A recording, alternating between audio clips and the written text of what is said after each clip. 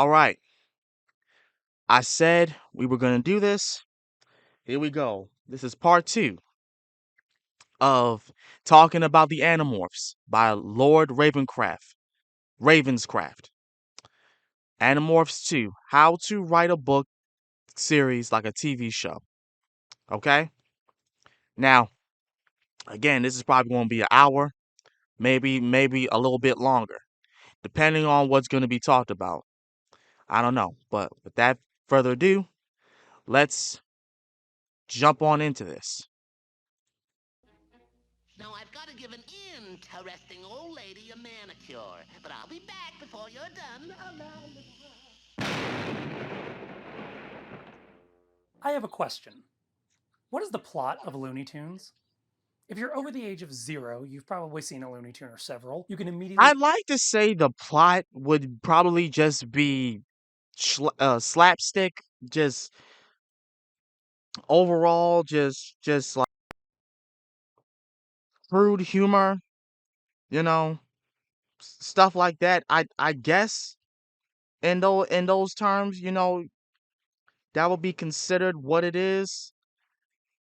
Not saying that like I know off the top of the dome piece. That's just my guess. It's like just late '90s slapstick. Well, not even late '90s, like early cartoon slapstick, which is honestly still funny to this very day. It's still funny. I'm sorry, it is. In my honest opinion, I think it's funny. recognize their distinct visual style and its cast of characters, but what is it about? What's the major story thread that connects all of the various Looney Tunes? What is Bugs Bunny's narrative arc? And the obvious answer is, who cares? It's a cartoon. It's Right, not supposed to have a plot. In right. fact, on the rare occasions that Looney Tunes has had the freedom to develop a full-length feature plotline, I was brought in to leverage your synergy. Yeah, that. things haven't gone well. However, when constrained to short 5 to 7 minute animation segments where telling a traditional plot is impractical, Looney Tunes is, paradoxically, more free to be what it is. A Uh-huh. weird cartoon where characters go to space, give haircuts to monsters, and throw pies at Humphrey Bogart. By the way, Daffy Duck is my favorite Looney Tunes character. Honestly, if we talking about it, that's partially the reason why I liked Ducks. Donald Duck, Daffy Duck, the Mighty Ducks. Like, I just think it's a uh cool characters when you try to introduce a duck. Shoot, Darkwing Duck. I love Darkwing Duck. Like, I just love duck characters. With no greater goal than to make you laugh, rather than being limiting, the restrictions on the medium will give the series the traits we know it for today. So what in the Elemist's name kind of constraints did Animorphs have on it to produce all of this? I would like to know that as well. Alright, so in my last Animorphs video, required reading by the way, I made a whole deal about how I don't have time to get into all the weird stuff that happens in Animorphs. And that's still true. There are entire podcasts and YouTube series and lectures about the details. So cramming it all into a single 1-hour lectures about the... One of y'all already recommended me this video that's right down here. Animorphs 101. You have no idea what you slept on. I got a feeling that after I finish this, I'm probably going to have a look at that video as well. the details. So cramming it all into a single 1-hour video, God, I hope it's just 1 hour at this point, is impossible. I'm Oh, going it's to go close into to a lot 1 of it. hour. Don't worry, I keep my promises. But first, I need to explain why it's so hard to discuss Animorphs in an organized way. You see, everyone who has explained Animorphs before me has been doing it wrong. No disrespect, Really? but you're doing it wrong. Because there is not just one Animorphs. There are two. The first Animorphs is the one I explained in the previous video. It's the long, epic story of the Yeerk invasion. Hold on, motherfucker. You mean to tell me there are two separate types of Animorphs that we're gonna be about here? Jesus Christ. Well, let's get strapped in. Click. Here we go. Invasion of Earth, The stories of 6 children who are forced to lead a war using the ability to morph into animals as their only weapon, and the traumatizing effects their battles and their choices leave on them. This Okay. Animorphs is a linear epic, growing grander in scale from sneaking around their vice principal's house to leading the world's armies in open intergalactic war. This is effectively the actual origin of the YA dystopia trend. But there's a second Animorphs coexisting alongside it, Interwoven. That Animorphs is a colorful, episodic sci-fi adventure series where world-changing concepts are introduced and just as quickly forgotten. Whole books are effectively skippable if you only care about the first Animorphs, that is, because they're undone before the last page, returning the series to some semblance of a status quo. Like it's a sitcom on every weeknight at 8 p.m., and you don't want viewers who missed last week's episode to be completely lost. Which is actually sort of true. Part 1. The Scholastic Book Fair Effect. The Scholastic Oh Book Fairs God. were, and continue to be to this day, the Now most... see, now see, we talked about this in my last reaction about Animorphs. I brought up the Scholastic Book Fairs. I brought that up. Dude. It was a book fair every year, dog. Every year. The only time where I really paid attention to it was when they offered toys in the little book fair pamphlet. Y'all remember them little booklets that they had where if you got a book, you could get this toy. There was a Scooby-Doo one that I saw, and I really wanted that, and like a few other kind of toys, but I wasn't interested in much of them. I was hoping one of them days to find a Pokemon kind of like toy, because I was aiming for the Pokemon books, but unfortunately they didn't have it on the list, but so much. most baller way for a kid to spend their time in cash. Since the 1980s, Scholastic Book Fairs have been the gateway drug that suckers kids into a debilitating, lifelong reading addiction. Once a month or so, Scholastic would roll out these heavy metal cases into your school's Yes. gym or library. Yep. Like it's the band's equipment, and you're about to get your ears blown off. But is it for a concert? No. Those cases are full of books. It's hard to overstate how rad Scholastic's book fairs were as a kid. These weren't the books that teachers made you read because they were culturally important or whatever. They were filled with The Magic School Bus, The Babysitter's Yes. Club. Tell 'em. Best of all, the latest installment in that granddaddy of all episodic children's books, Goosebumps. I was getting ready to say, yeah, I was getting ready to say. I was about to say, of all the books that was in those kids' books, Goosebumps, yeah, bro. And I'm gonna say this right now. Every kid in my class was aiming for the Goosebumps books. They all was everyone was reading the Goosebumps books, bro. They was all reading them. You can't tell me that back in the 90s y'all did not at least read one Goosebump book. I read one. I forget what the book was, but I read one of them. I read at least one of them. You had to have read at least one Goosebump book back in those days, bro. Okay, I say granddaddy like it started the trend of a monthly book series, but not even close. Sherlock Holmes short stories, for example, were released in monthly installments in The Strand magazine as far back as the late 1800s. And by the time Goosebumps came on the scene in 1992, there were It may not have plenty of started. monthly book series that made It may not have appearances started, but specifically goddamn at did it make Scholastic it book popular fairs. though. Sweet Valley High, for example, began publishing in 1983, and by 1998 it had 143 books in just the main series. That doesn't even include Sweet Valley Twins, Sweet Valley Kids, The Unicorn Club, Sweet Valley Junior High, Sweet Valley Senior Year, Sweet Valley University, Sweet Valley Confidential, Sweet Valley The Sweet Life, and Elizabeth. These monthly series were a huge deal for Scholastic, which in the 1980s had started to hit some financial trouble. In 1984, Scholastic lost almost $14 million, a first for the company, which at the time was Damn. mainly known for selling educational textbooks. Scholastic lost money off and on for the next few years until the company took itself private in a leveraged buyout. There were a lot of complicated reasons for that, but for our purposes, it just means that the company didn't have to publicly report its financials anymore. So there's a bit of a dark period where we don't know exactly how much money Scholastic was making for a few years after that, or at least I don't know. Maybe someone who's smarter about this stuff can come correct me later. But in 1996, Scholastic filed to go public again, which meant we got a peek into how much money the company had been making, and let me tell you, It was a lot. In 1987, the last year before it went private, Scholastic had $206 million in revenue. By Damn. 1996, it had $928 million. Most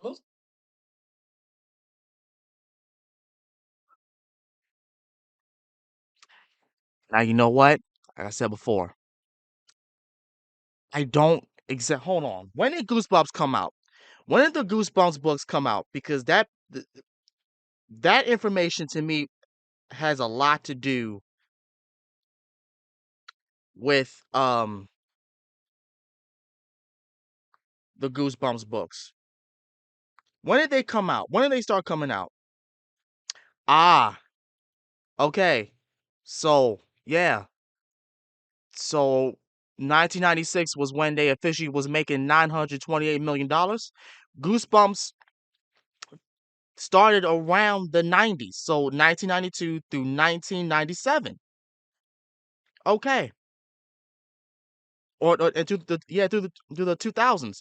Okay, so it's safe to say that Goosebumps was also, I want to say, a heavily factor, along with the Animorphs books, a heavily factor into into Scholastic from making all that money back.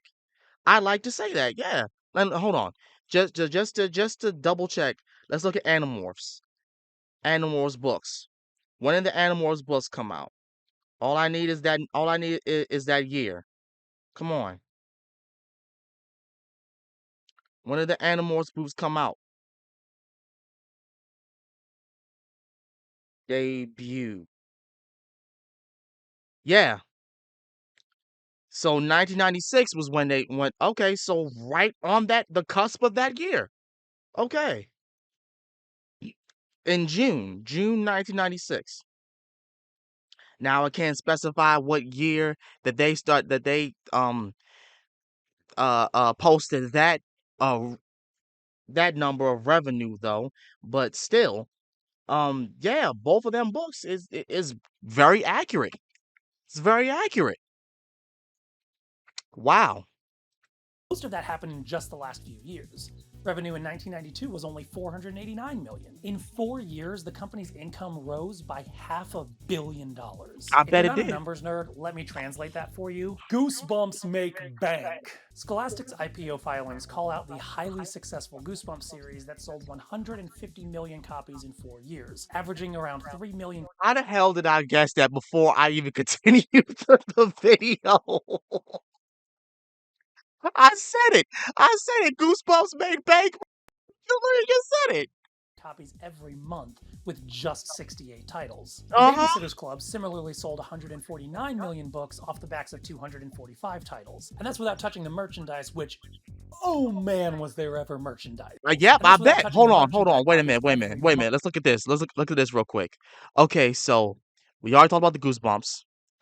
100 million copies. Right, right, okay. Baby, who fucking cares about that? Um, Scholastic developed properties that also generate significant sales in is the Magic School Bus. Okay, series with 23 titles published. I was getting ready to say the Magic School Bus did numbers too. The Magic School Bus was definitely a part of Scholastic. Yep, yep. Mm-hmm. Mm-hmm. Now, I don't know what the exact number is for the Pokemon books that Scholastic put out. I don't necessarily know, but let's continue. Somebody in the comments gonna probably tell me. Month with just 68 titles. The Babysitters Club similarly sold 149 million books off the backs of Mm-hmm. 245 titles. And that's without touching the merchandise, which, oh man, was there ever merchandise. And the book fairs were key to that success. Scholastic paired a recognizable brand name with either a recognizable cast of characters or a consistent theme to get kids interested in That picking was up the the new book. book. That was the book that I read. It was that book, The Haunted Mask. I remember this book. That was the book that I read. It was that. It was that book. Cause I want to know how the hell she was gonna get that mask off her fucking face. It was that book in particular. I remember now. Book. And it worked. There is quite possibly no greater excitement as a 10-year-old kid than finding out, oh shit, there's a new Goosebumps book. Is this Night of the Living Dummy 3? I hated that. I hated that motherfucker. I hated that motherfucker. I know this is about Animorphs, but since he talked about Goosebumps, the one character that I hated Goosebumps was Slappy. I hated that motherfucker. I hate talking puppets. I hate them in general. I hate them. I hate them. I hated Slappy. Only 2. If your goal was to get children excited to read a book, any book, then this was the way to do it. It was essentially the Marvel Cinematic Universe model, but for kids' novels. The plots, characters, and even the ghostwriters might be wildly different inside, but as long as they had that big, recognizable banner at the top, then you knew what you were spending your $4 on. Yep. Also, like the Marvel Cinematic Universe. And that's another thing. I hate to keep pausing, but that's another thing. Them books was not expensive. Dude, it was literally like $4 a pop for Goosebumps books. You could literally just spend $20 on Goosebumps books alone, dude. Alone back in the day. Can you believe that? Can you believe that, bro? I'm telling you, the 90s was some nice times, bro. I want to go back to the 90s. This model prompted concern that this was the death of sophisticated media as we know it. Speaking to the New York Times in 1984, one educator from Yonkers, New York, said that many of the books sold through book fairs, quote, are the educational equivalent of the television sitcom.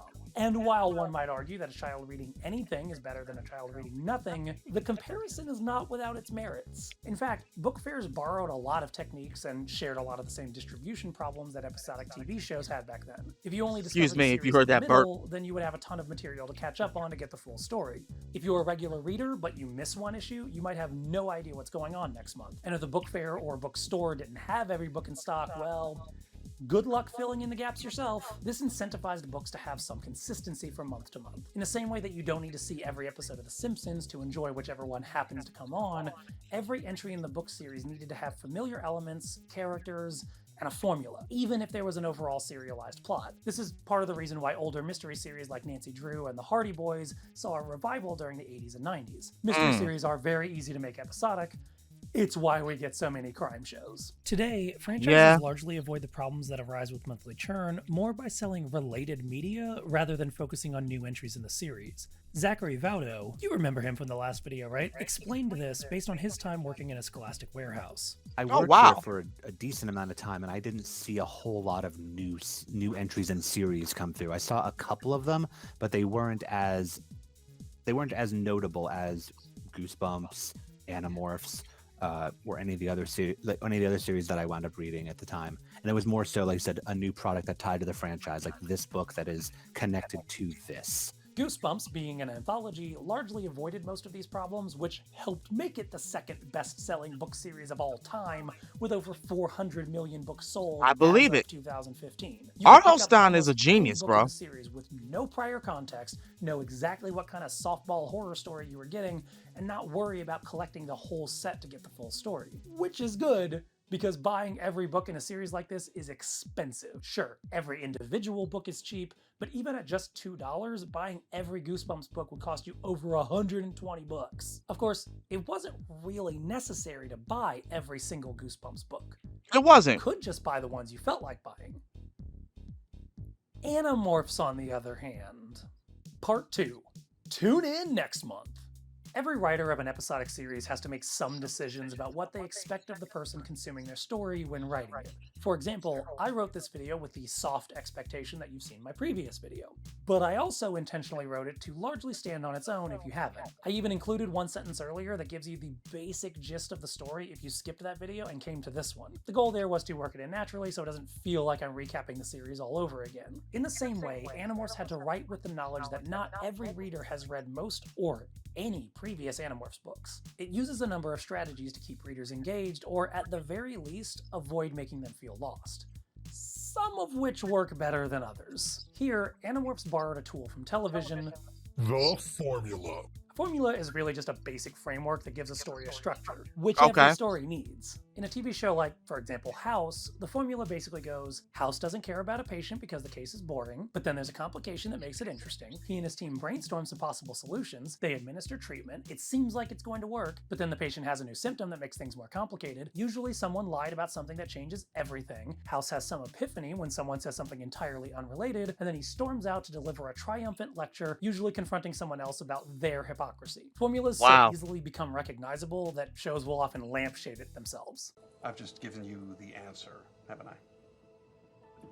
And now you're going to walk out of here without saying a word. Nope. But formulas serve an important purpose. They give stories, and their writers, a sense of stability. Even if you have no idea what's going on in the overarching plot, you can be generally sure that in this episode, Bart's gonna get into trouble, House is gonna solve the medical mystery, and the Animorphs are going to turn into animals to fight some bug-eyed aliens and their evil principal while still fighting time to get their homework done. That's not my analysis, by the way. That's the explicit formula laid out in the Animorphs Bible under a big subheading called Formula. As Michael Grant explained on Twitter, this was largely in place to, quote, convince Scholastic we, had a plan. But the loosely followed formula allows each book to be about something other than constructing a complex narrative. The book where Cassie gets lost in the woods isn't really about fighting Yeerks. It's about whether or not Cassie is willing to live as a caterpillar forever in order to spare a young girl from living with a Yeerk in her head. A formula works pretty well to keep readers engaged, even if they don't read every book. That's how Goosebumps works, after all. But Animorphs has a more complicated story than Goosebumps. There are brain-infesting Yeerks, morphing with complex rules like a 2-hour time limit and having to touch an animal first. And there's thought speak, a mechanic that Andalites can use all the time, but humans can only use in Morph. Also, sometimes you can direct thought speak to a specific person like a whisper, other times you can just blast it out like a broadcast. These are basic mechanical elements of the story that readers need to understand in order for it to make sense. Not knowing about these elements would be like watching Star Wars for the first time by starting with Return of the Jedi. The hell are these laser swords? Why can people move things with their minds? Who is this old guy, and critically, does he fuck? Animorphs solves some of these problems in some clever ways. For example, all thought speak is written using caret brackets rather than typical quotes. Even if you don't get a detailed explanation for how thought speak works, you intuitively get that it's not quite the same as speaking aloud. The other way Animorphs solves these problems is by just repeating the same exposition over and over and over. Here is an excerpt from Rachel's first book, only the second book in the series, describing the Yeerks. The Yeerks were parasites. In their natural state, they were just big slugs who lived in a sludgy pond called a Yeerk pool. But the Yeerks have the power to take over other bodies. They've enslaved many races throughout the galaxy, the Taxons, the Hork-Bajir, and others. And now they had come to Earth, looking for more bodies to control. And here is an excerpt from book number 48, Rachel's 10th book, and like 5 books away from finishing the entire series. The Yeerks are here. Parasitic aliens. Their goal is to conquer the human race. And believe me, they've been doing it one human at a time. This is like if in Avengers Endgame they stopped to explain, so listen, sometimes people have superpowers and also aliens exist, and one of those aliens got these Infinity Stone things, which are colorful rocks that control things like space and time. Well, I guess actually Infinity War did kind of do that last part, even though the Infinity Stones were kind of already explained back in Guardians of the Galaxy, but you can't be expected to remember that one scene from a movie 5 years ago for such a plot-critical element. In the same way, Animorphs books are forced to re-explain basic plot elements over and over. The first half chapter or so of each book serves the same purpose as the intro sequence to a kid's TV show. Come join the Warner Brothers and the Warner Sister Dot. Leonardo leads Donatello dust machines. Autobots wage their battle to destroy the evil forces of the Decepticons. It establishes the characters. Oh, you played all the good songs, bro. In case you only tuned in this month. Now, at this point, you might think that it kind of sucks that Bro played all the good songs. Format where it has to stick to a formula, waste time re-expositing, and had to be rushed out every month. That's what I thought anyway. So I reached out to Animorphs co-author Michael Grant to get the real story about how Scholastic's corporate greed ruined the series, and no, they wanted it that way. We knew from the jump that we wanted a monthly series. We wanted to be Goosebumps author Bob Stein, or Babysitter's Club author Ann Martin. We'd already had some experience writing for Sweet Valley Twins, and we'd moved up to YA series that were long manuscripts, and we were getting those out monthly. We knew we had the speed. Of course, we had no idea it would go on for so many books. Wow. Wait, hold up. Catherine Applegate and Michael Grant wrote for Sweet Valley Twins? The high school drama? Wow. Well, no shit. Having that monthly cadence, though, necessarily shapes the type of stories that you can tell, or in some cases, have to tell. Not every book can be a big dramatic climax. You'd escalate to all-out war by book 10. Instead, the rapid release schedule allowed room for smaller, more experimental stories. To keep the excitement up during the summer, there would usually be a Megamorphs book featuring every narrator, rotating by chapter instead of dominating a whole book. These stories were usually bigger than a typical episode, but still in the main continuity. Then there were the annual Chronicles books. These usually came out between October and December, and they were some of the biggest stories and would deviate the most from the main Animorphs storyline. They were also the coolest, most interesting stories, expanding the lore around the franchise. When you map the books out onto a timeline, a pretty familiar pattern emerges. The main series books are like regular episodes. Good of a TV lord, it show, really the was every Megamorphs month. books are like a mid-season multi-part episode, and the special holiday season book would... wait. About 10 to 12 books a year, an annual special around the holidays. Yeah. Animorphs isn't Goosebumps. It's Doctor Who. Wow. The conclusion. Okay, let's be real, it's also Star Trek. I was going to say, didn't For Star every Trek episode have of the Doctor same Who thing? centered around the Time Lord's galactic battle with the Daleks, also small slug-like creatures inhabiting bodies more physically capable than their own.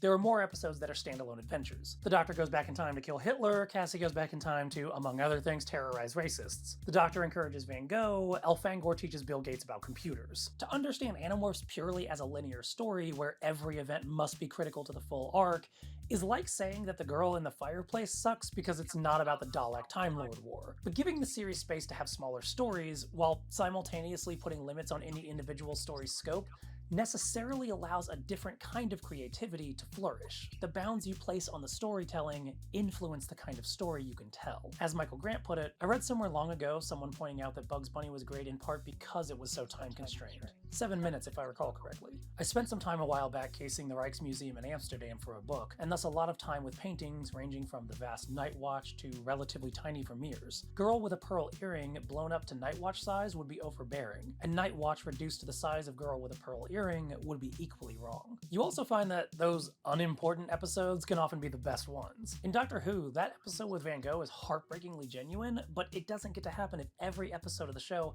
has to tie into a big space epic. There's just not room for that kind of storytelling. For a series like Animorphs that had to output so much so fast, these filler episodes and deviations were critical, not only to pace out the bigger story, but also to explore new weird topics, or even just to give the writers a break. As Michael Grant told me, the episodic nature meant we could write bottle episodes. I imagine you know the term, but it's a TV reference to a standard lone episode outside of any long-running narrative and using limited resources. Regular cast, existing sets, etc. Of course, we don't have issues of cost, but the idea still applies. A standalone outside the continuing narrative. This was a sort of escape valve where we could do stupid shit that amused us if no one else. The Helmicrons come to mind.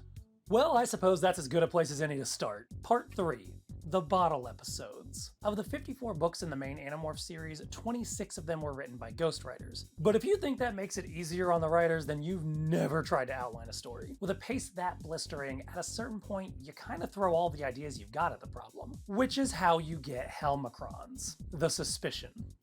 The Helmicrons are the best, don't at me. In book number 24, Cassie and the other Animorphs discover a spaceship about the size of a toy hanging around the place where they hid the cube that gives people morphing powers. But they can't let anyone find the secret cube.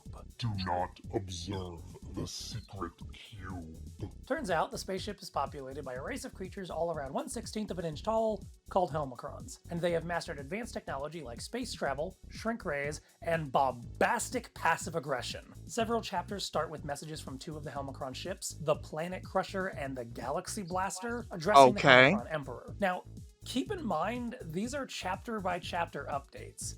Each letter is directly relevant to what happened in the previous chapter, which means the Helmicrons are stopping what they're doing mid-combat at times to send sassy messages to their boss like, "Most powerful Emperor, Lord of the Galaxy, disaster has struck your bold minions. Our engines have malfunctioned. We have sustained damage, but we are undaunted. Perhaps the weak and unworthy captain of the Planet Crusher will assist us so that we may achieve everlasting glory.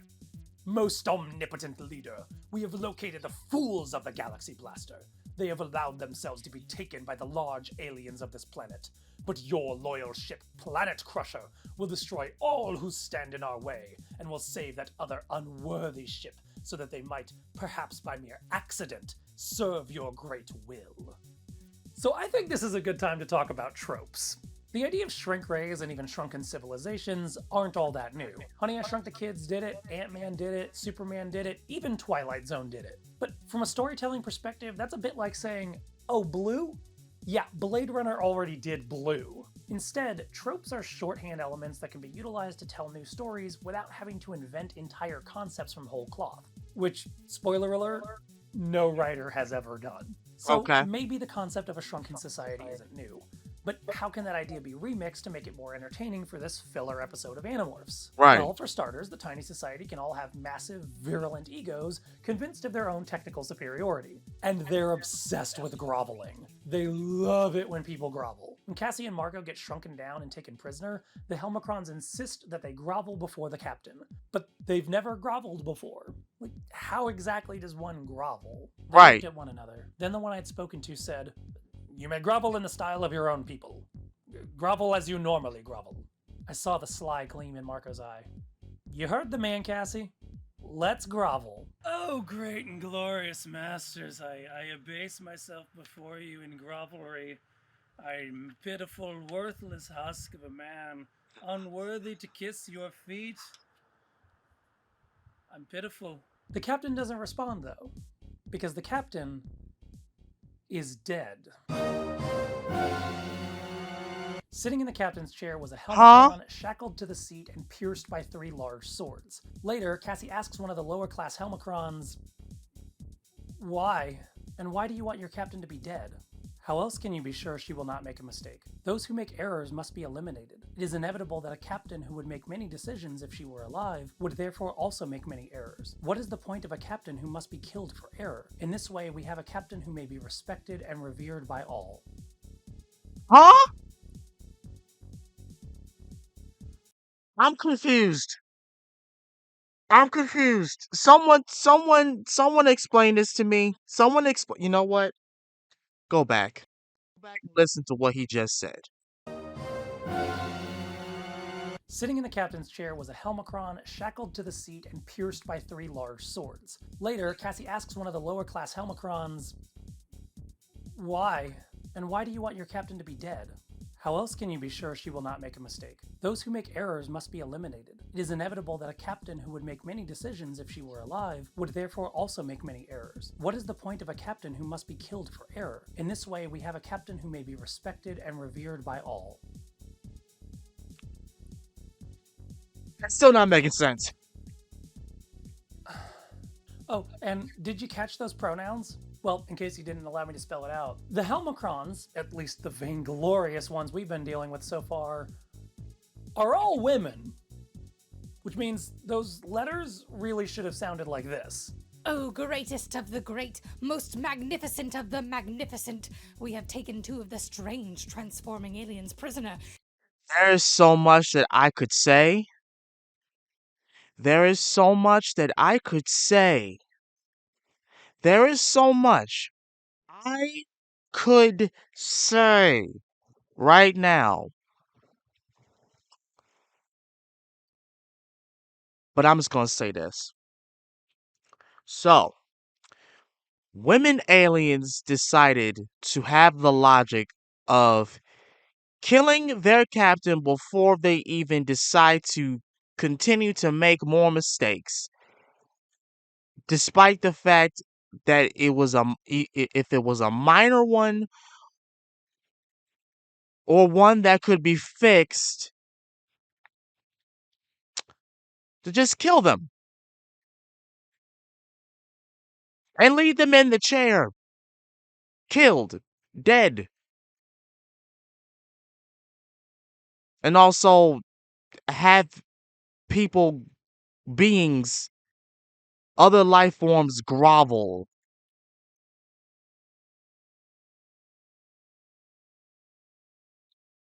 Okay. They tremble before us. They abase themselves. They quiver in cowardly terror. And it should be noted that the Galaxy Blaster was of no help whatsoever. Meanwhile, the male Helmicrons are essentially a slave class, not even given the dignity of names.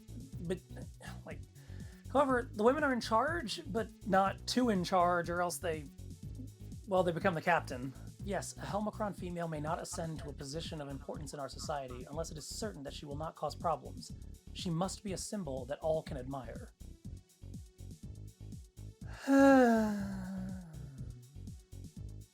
So, wait, hang on. That means that the Emperor is dead too? Wait a minute, wait a minute, wait a minute, wait a minute. And it should be noted that the Galaxy Blaster was of no help whatsoever.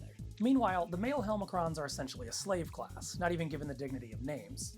But, like, however, the women are in charge, but not too in charge, or else they become the captain. Yes, a Helmicron female may not ascend to a position of importance in our society unless it is certain that she will not cause problems. She must be a symbol that all can admire.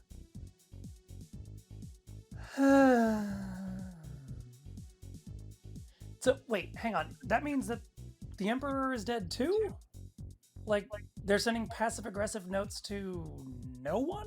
And so, are the only Helmicrons who are alive the ones who aren't important enough to ascend to higher ranks? How the hell does that even work? Visser 3, of all people, has the answer. You can't kill a Helmicron. They're a fungible species. Kill one and its mind, if you can call it a mind, is absorbed into another. They never die. Even when they're dead, they're not dead. So they're sort of like a hive mind. And their minds just get recycled over and over. And the men are slaves, and the women get killed for being too good at their jobs. But when they're killed, they just become other Helmicrons. So, like, maybe the female emperor and the male slave are the same person? I honestly don't know what to make of this. Neither Like, do at times I. It has some really interesting takes on gender, but it's also so baffling, I can't even fully wrap my brain around the implications. Is it good? I think so, but does it have to be? This is the kind of material you can't get from a more streamlined series. If you don't like the Helmicrons, then they'll be gone by the next book and probably won't make it into any movies. But they were an experiment worth trying.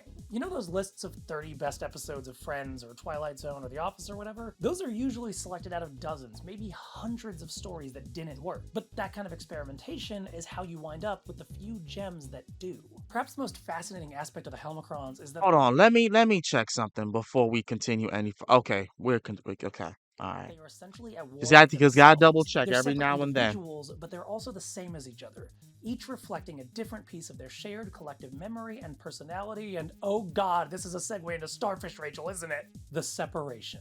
Starfish Rachel, properly known as book number 32, The Separation, is easily one of the most widely mocked entries in the series. But does it really deserve to be dunked on as much as it has been? Yeah, well, mostly. Let me explain. The Separation begins with Rachel on the beach. She loses an earring in a tidal pool, and to get it back, she morphs into a starfish.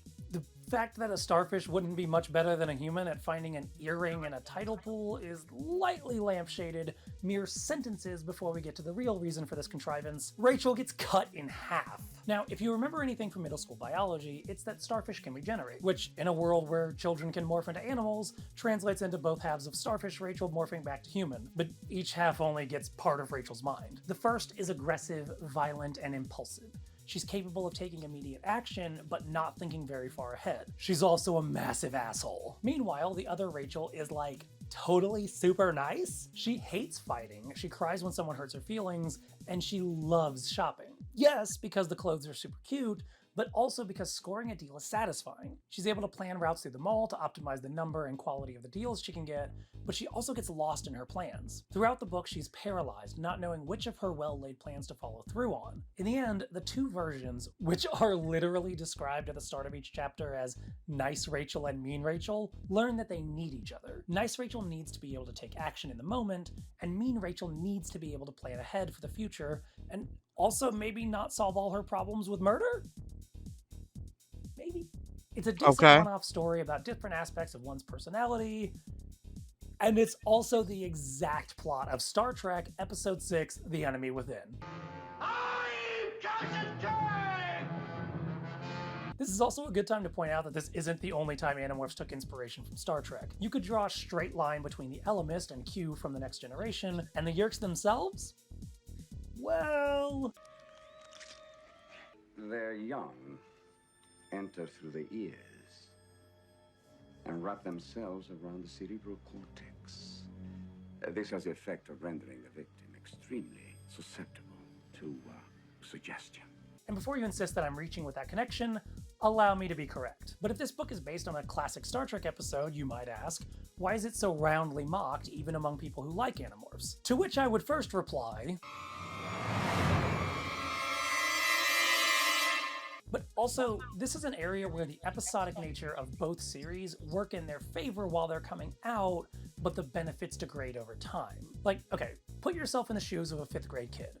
It's the summer of '99, you've only got a few more months before Y2K kills everyone, and you're bored because you're not cool enough to hang out with the kids whose dads have pools. But luckily, a new Animorphs book is out. In the time since school ended for the summer, you got a Megamorphs book where the kids travel through time, Marco has a massive book where he tries to kill his own mother, and Jake has to protect his father from getting infested. 2 of those books are big enough events, I brought them up in the last video. So even if Rachel's book is tropey, it's kind of a break. You'd get exhausted if every story was a massive climactic showdown that fundamentally altered the shape of the universe or whatever. The book barely even acknowledges that there's a mission against the Yeerks. Since the entire book is told from one of 2 highly distorted character POVs, it's a little hard to get an objective grasp about anything that's going on. But you don't really care because it's a way to kill time for a bit, and it's nice to just chill and focus on some simple character growth. But, like watching old Star Trek episodes, it's harder to go back and visit. It's not 1999 anymore, and all the books are out now. So if you're reading it now, you're probably doing it in one of 2 ways. Either you're binging it, in which case this story isn't very deep compared to the ones you know are coming, and since Rachel reemerges with her other half, you know this one won't even matter that much in the long run. Or you're picking your favorite books to return to, and this probably isn't it. Either way, it feels like a bit of a drag. However, die-hard Starfish Rachel fans might argue, this is the book Starfish where Rachel beats a guy to death with her own fans. severed arm. Wouldn't that be cool to revisit? And yeah, it would be. If you could. Except that's not exactly what happened. So what happens? More accurate to say Rachel tells us that she beats a guy to death with her own severed arm. I know off-screen isn't really a thing in books, but it's still not very exciting to just be told that something cool just happened. But that's fine. Sometimes your only goal is to keep a kid entertained for an afternoon in the summer. Also, The Enemy Within isn't even the best Star Trek episode specifically about evil versions of characters. I forgot to write a transition here. In the time of dinosaurs. Ensemble casts are difficult to write for. Instead of having 1 or 2 main characters, you have many, and it's easy to forget that some of them need to be developed. It's why Joey is mostly comic relief, while Ross, the worst friend, gets countless episodes devoted to how much of a selfish dick he is. Even in Animorphs, which cycles out character POVs every book, Tobias and X share a slot in the rotation, leading to both getting less page time. And no matter who's narrating, a first-person POV means that much of what happens to the other characters will happen off-screen. It's really hard to do parallel stories when you have to follow just one character. Megamorphs books were a chance to break this trend and give everyone something important to do. Each chapter was narrated by whoever KA felt was best for that particular part of the story, and everyone got a turn to talk. This made it possible to tell bigger, more elaborate stories, which kinda makes returning to the status quo at the end harder, which probably explains why 3 out of 4 of them involved time travel or alternate timelines that didn't affect the main story at all. So if you're going to go that route, go big or go home. And it doesn't get much bigger than a T-Rex. In the Time of Dinosaurs, the second Megamorphs book, the kids investigate a downed nuclear submarine. Say what? Wow. The kids investigate a nuclear submarine. Cool.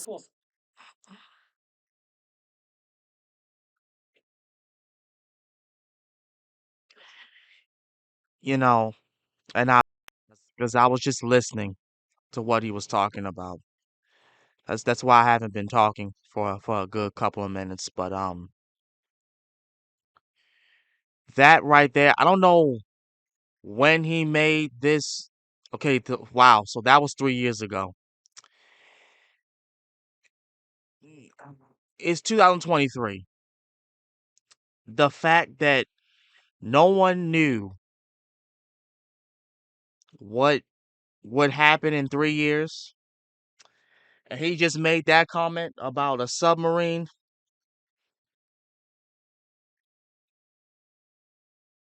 Yeah. Sentence. But then it explodes. The nuclear sub explodes, killing all the children series over. The end. Okay, no, that would be ridiculous. Instead, the explosion blows them back in time by about 65 million years. What the fuck? A period that Tobias, the nerd, correctly identifies as the Cretaceous period, shortly before he and Rachel get eaten by a Kronosaurus. Tobias would point out that's technically a Mosasaurus, which is like twice the size of Kronosaurus, and that's why he's a nerd. After getting eaten, Rachel and Tobias cut their way out of the dinosaur. Then, after acquiring a few dinosaur morphs and discovering that apparently T-Rex tastes like fish, the group finds out that prehistoric Earth was inhabited by aliens. 2 sets of aliens to be precise. The Mercora, a race of 7-legged lobster people, and Space ants. well, I mean, I guess they're still Earth ants because they're on Earth, but they're a sentient race of ants called the Nesk that cooperate to take the form of other aliens they've encountered, use weapons, and fly spaceships. The Nesk hate the Mercora, but the Animorphs help the Mercora out to scare off the Space ants. Okay. Except on their way off the planet, the nudge a comet that was just going to pass by into a collision course with Earth. So apparently, ants killed the dinosaurs. I don't know what Paul Rudd sees in you. Now, because this is Animorphs, the kids still have to make some awful choice. In this case, the Mercora, who have been nothing but helpful this entire time, think they can blow up the comet before it destroys the planet. So Tobias and Axe sabotage their plan. They wipe out the race that's been helping them, and all the dinosaurs while they're at it, in order to create a narratively confusing causal loop that preserves the timeline that creates the human race. Now, going back in time to hang out with the dinosaurs, causing their extinction, and even space ants aren't new, just like Shrunken Societies and Good and Evil Twin stories aren't new. But the fact that they aren't new isn't really the point. What's new is these characters in those situations. Does Tobias really have it in him to wipe out an entire species in order to preserve his own timeline? Probably How not. does Rachel reconcile the 2 opposing sides of her personality? And what does Cassie think about a matriarchal homicidal society of microscopic flat-headed assholes? And if you're not interested in those deep philosophical questions, perhaps we can interest you in some dinosaurs? A million tiny Dr. Dooms? And Rachel beating someone to death with her own severed arm? Yes, I'm counting it. These books are filler, but they're often great filler. The fact that you can't talk about Animorphs without tripping over a discussion about some wild one-off book is kind of a testament to how exciting these stories are, even if they didn't mean that much to the plot in the long run. On the other hand, if it's a big story with huge lore dumps and massive stakes you want, then what you're looking for are the Chronicles. Part 4. The Holiday Specials. Holiday Animorphs annual special? Chronicles Oh, books Lord. aren't themed like holiday specials in the same way that, say, Doctor Who specials are, but they did come out every year during the holidays, so long as you include the month of Halloween in the holidays, which in this house, we do. There are 4 Chronicles books. The Andalite Chronicles, the Hork-Bajir Chronicles, the Elemist Chronicles, and Visser, which I know isn't called Chronicles, but come on, we all know what it is. Most of these only loosely involve the Animorphs themselves, instead providing backstory for the various alien races and major events in this universe. The first book, the Andalite Chronicles, was divided into 3 parts that were seeded to school I said before, I had that book. I have that book. to a wider audience in one combined volume. Selling the books in smaller chunks to both build hype and minimize risk is a move straight out of the Lord of the Rings playbook. However, by the time the next Chronicles book was coming out, the hype was self-sustaining, I guess, because the remaining Chronicle books were sold as a single volume. And objectively, the best of these is the Hork-Bajir Chronicles. It pains me to say it because it's not my favorite. My opinions can't be swayed by petty things like objectivity. But it has one of the most complicated, tragic stories. And for this franchise, that's saying something. It starts with unleashing the Yeerks on the universe. The book is framed as a story that one of the few free Hork-Bajir on Earth is telling Tobias, one he's heard passed down for generations. This is also the book where we first see the events that lead to Ciro's kindness, the law that Andalites don't share technology with other races. The book is partially narrated by an Andalite named Aldrea, daughter of Prince Ciro, and she's in the room when news breaks that a group of around 400 Yeerks have attacked the Andalites who were stationed on the Yeerk homeworld. Ciro was teaching them about the universe, how to fly spaceships, what weapons are, And so a small group of Yeerks slaughter a crew of Andalites, steal a spaceship, and make off with 250,000 other Yeerks. And a Wow. lowly warrior by the name of Alaran, the same one who would eventually become the host body to Visser III, insults his Prince Ciro, a thing unheard of in Andalite culture, and in front of his daughter, no less. And Wow. he lays into Ciro for being foolish enough to trust the Yeerks. When a commander has been incapacitated due to injury or mental defect, his subordinates may relieve him, Alaran quoted from the regulations. What mental defect? My father demanded. Stupidity, Alaran said harshly. The stupidity of kindness, charity to potential enemies. You're a fool, Ciro. A soft, So that's how you spell his sentimental, name. well-meaning fool. And now my men are dead, and the Yeerks are loose in the galaxy. How many will die before we can bring this contagion under control? How many will die for Ciro's kindness? Ciro's kindness. My father's love of peace had released the evil of war on an unprepared galaxy. Wow. Anyway, that's chapter 1. For the rest of Wow. the story, Ciro and his family are effectively banished, assigned to a dead-end colony where they'll study another new species of peaceful, tree-dwelling reptiles, the Hork-Bajir. Though they look fearsome, toweringly tall with long, sharp blades on every limb, they aren't very intelligent and want nothing more than to strip bark from the trees and live simple lives. The Hork-Bajir are essentially deadly giant lizard hobbits. But one Hork-Bajir in a generation is born smarter than the rest. A seer who can lead their people at a time when they need it most. For this generation, that seer is Dak Hami. He joins up with Aldrea, daughter of Ciro. She teaches him what she can about the greater universe, but not long after, the Yeerks arrive. And they've found their shock troops, a large number of powerful, dangerous creatures too stupid to defend themselves. And before Aldrea can make it back to camp to warn her family, the Yeerks blast her home into ashes. So, Damn. Aldrea helps Dak organize the Hork-Bajir who haven't been infested to lead a resistance. Dak doesn't want to become a killer, but Aldrea, embittered by the loss of her family, convinces him of war's necessity, that this is the reason he was born a seer, to help his people defend against the Yeerks. It's at this point the book could very easily turn into another Avatar Pocahontas story. It sounds like it. Brave alien leading the ignorant natives to victory against the very threat they helped bring upon them. And a lesser story probably would. But this is goddamn Animorphs. As Dak and Aldrea lose more and more battles, they are eventually driven into the deep, fog-filled valleys, where the Hork-Bajir usually never dare enter. Here, they discover another alien race, called the Arn. The Arn live deep in the cracks of the planet, formed eons ago when a comet struck their world. They've survived in their destroyed home by carefully balancing the composition of the atmosphere. In order to keep the valleys breathable, they would need vast forests and someone to maintain them. The trees, I said. I knew then where this was going. I turned one stalk eye to look at Dak. He had not figured it out yet. Should I silence the Arn? Should I stop him before he revealed the truth to Dak? So you created a race of tree herders, I said.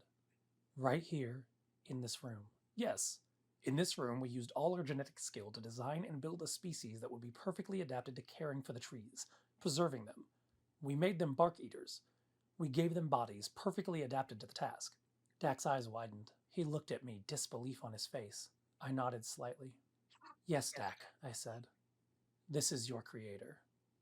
The Arn designed the Hork-Bajir to be unintelligent on purpose because, quote, intelligence was not necessary for tree herders. Dak is not a divinely appointed leader. He's a rounding error. The one accidentally smart Hork-Bajir that the Arn weren't able to entirely eliminate. He's the only member of his race capable of understanding the awful circumstances of his people's life and death. But hey, don't worry. Not too long later, the Andalites show up. And if you've been reading Animorphs for a while, you know that the Andalites are here is code for finally, the war is over. They're going to save us. And if you've been reading Animorphs for a long time, you also know that's not true at all. Yeah. The Andalites that arrive are too few. They can't fight back the Yeerks, especially as they infest more and more of the fearsome Hork-Bajir bodies. And so That's Alaran, crazy. who is among the Andalites that arrived, creates a quantum virus. one that would brutally kill every Hork-Bajir, preventing the Yeerks from using them as hosts. Now, this is a strategy a few Andalites try to repeat later on Earth, but fortunately the Animorphs are there to stop the virus from being released, preventing a global genocide. But there aren't any Animorphs on the Hork-Bajir homeworld. Aldrea tries to contain the virus by putting it in a container that they can safely dispose of, but she and Dak get attacked. The canister is lost, and later when they can finally regroup, one of the other Hork-Bajir, none the wiser about the contents of the canister or the fact that it's now open, carries it towards their camp. He's happy to return the lost, important thing. Dak and Aldrea run. The virus escapes. It wipes out nearly all of the Hork-Bajir race, the ones who weren't already enslaved. The Hork-Bajir were workers for the Arn, tools of the Andalites, and slaves of the Yeerks. And now those who aren't slaves are dead. Until That's Tobias crazy. helped free a few of them on Earth, establishing a hidden Hork-Bajir colony where he could hear this story. That's an amazing story, I said to Jerahemi. Not exactly a happy one, though. Yes, good story. Sad story, Jerah said. Jerahemi tell. Father tell Jerahemi. Father tell father. I tell daughter. He looked fondly at the young Hork-Bajir who had curled up beside her mother in the night. But what's the end of the story? You didn't tell me the end. Story have no end, Jerah said, laughing like I was a great fool. Stories go on.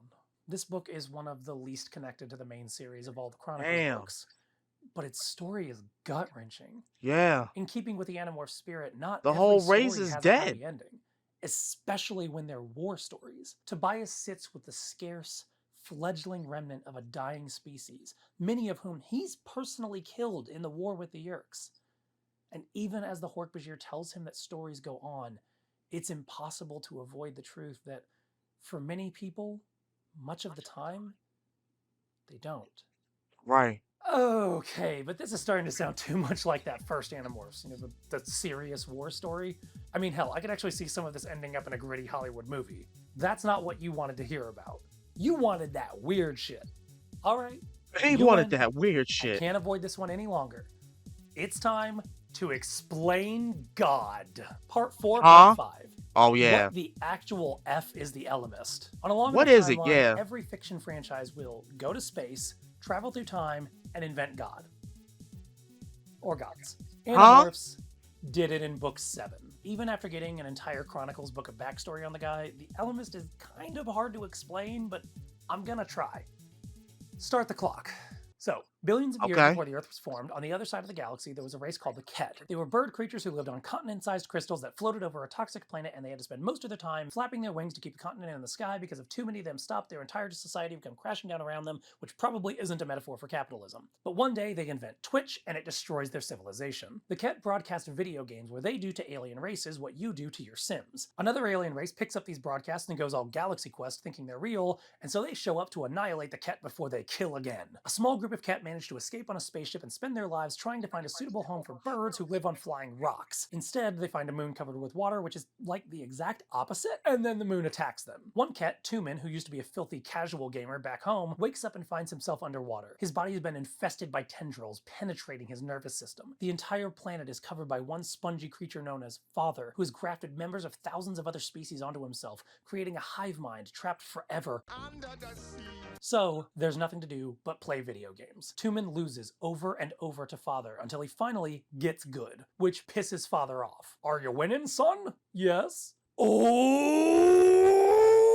Tumen slowly starts to absorb the other people that Father had infested, and he keeps winning and keeps absorbing and winning and absorbing and winning and absorbing until eventually he has become Father himself. 1,000 minds trapped inside his head, he starts building a massive spaceship body database thing. He hacks himself into a fleet the size of several planets, and life is pretty cool like that for a while, until a toxic gamer enters the chat. Another being, Krayak, is apparently just like Tumen, an abhorrent conglomeration of machine and flesh with the power of a cosmic god, except Krayak has a Joker avatar, so he likes destroying worlds just to watch them burn. Tumen doesn't like that, so he chases Krayak around the universe, trying to save the worlds that Krayak is trying to destroy, and they fight each other for millennia until Tumen trips and falls into a black hole. This puts Tumen in the fifth dimensional closet from Interstellar, and much like Matthew McConaughey, he's now able to pluck the strings of reality, playing them like a poorly tuned piano. Eventually, Krayak manages to find his way into the same interdimensional space, and the two agree that if they ever fought each other directly, it would destroy the universe. So instead, they'll have a proxy war, playing games with mortals like the Animorphs for all eternity. Now Tumen, with the vast knowledge of countless civilizations and the experience of eons, lives with great and terrible power, standing as the lone force against an equally powerful evil that he can never hope to defeat, but only to keep at bay. And that Tumen's gamer tag? Albert Ellimus. That's the lore of the god in Animorphs? He's just a giant alien bird that absorbed all of the minds of every. What? Huh? This this is crazy. This is actually crazy. No, seriously, Ellimus is just the dude's old screen name from his early gamer days. The unfathomably powerful cosmic god basically got his name from his race's equivalent of XX_360 no hope for 2069. His isn't as cool. As a side note, the entire Ellimist Chronicles book is being told in a moment where one of the Animorphs, we don't know who, is seconds away from death. The Ellimist stops time to have a quick chat and tell his whole life story to a child who is on the verge of dying. The Ellimist Chronicles came out in October of 2000, and the ending of the series didn't happen until around April or May of 2001. Which means for 7 months and as many books, we knew one of the main characters was going to die and had no idea which one. Well, okay, you could probably guess after 6 months, but it was still a gripping tease. This is like how promos for Lost would market the next big reveal in the series. This is Locke seeing a bright light coming from inside the bunker. Do you want to know what he saw? Come back in 8 episodes. In conclusion. Wait, conclusion? What am I talking about? There are like 64 books in this series and I have talked about maybe 5 tops? What am I missing? There was the time that Rachel was allergic to a crocodile, and the time Jake maybe kinda was a grown-up for a while, when Elfangor sired a son by going full-on exophile, and Visser 3 got sidetracked by technology most juvenile, when Marco in the Arctic morphed into Nook the friendly polar bear, and Visser 3's twin brother was a cannibal tech billionaire, when Cassie scared off racist losers in the time of polio. And when she accidentally made a hybrid human buffalo. Excess morphing mass caused them to rubber band through time and space, and Jake and Cassie beat Howlers by finally getting to first base. When Cassie became luggage and crash landed in Australia, and when she must assassinate Termita de Regalia. This is a lot of books. Controllers started getting high on maple and ginger oatmeal, and Rachel morphs a giant squid while Krayak tries to cut a deal. Tobias gets familiar with Taylor and her brutality, and Jake escapes the Amazon by fracturing causality. Rachel has to take the lead, her methods are quite overkill. Experiments with cows try to eliminate human free will. Visser 3 trapped Tobias with the fake mom and tax attorney. And fishfolk from Atlantis dabble in some human taxidermy. Rachel fought the Helmacrons and Marco's bod while microscopic Texans made peace by becoming anacondas in the tropic, and so much more it's arduous to chronicle, I must confide. All the homicide and fratricide and matricide and genocide.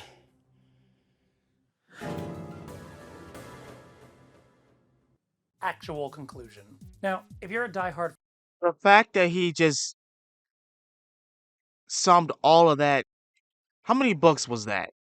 1, 2, 3, 4, 5, 6, 7, probably 8 books.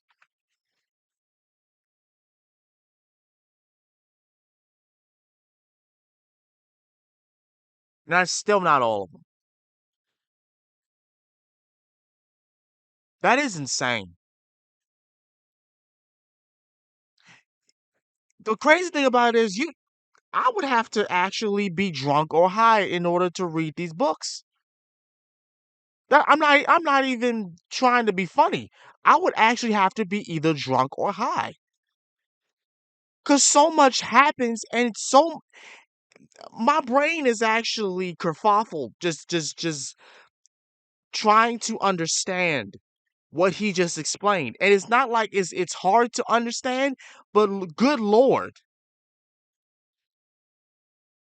It's not hard to understand, but my God, is it crazy? fan watching this before the eventual movie comes out, you might understandably interpret everything I've said as a damning indictment of the decision to turn Animorphs into a movie instead of, say, a gritty HBO series. In which case, calm down, don't worry. Things can still be good even if they aren't exactly what you expected them to be. Also, what exactly did you expect HBO to do with the Helmacrons? But it does raise the question. How are they going to fit everything from this series into a movie, or even a series of movies? Well, the answer is, they won't. Best to rip that band-aid off now. I guarantee you that the Helmacrons, or Starfish Rachel, possibly even the Ellimist, won't have a place in even a long series of Animorphs movies, because that's not really the Animorphs we're getting. If you want an idea of what might make it into a movie, check out the first video. In the best case scenario, that's what will come through. The core of morally gray, complex characters making hard choices and living with the reality of war. It might still be weird and outlandish, and even funny at times, but it's unlikely that every single event from the books will end up in a movie. It just can't. Animorphs was written like it was a TV show in book form sold to children at book fairs. The basic structure of the Animorphs books is fundamentally opposed to how movies are told.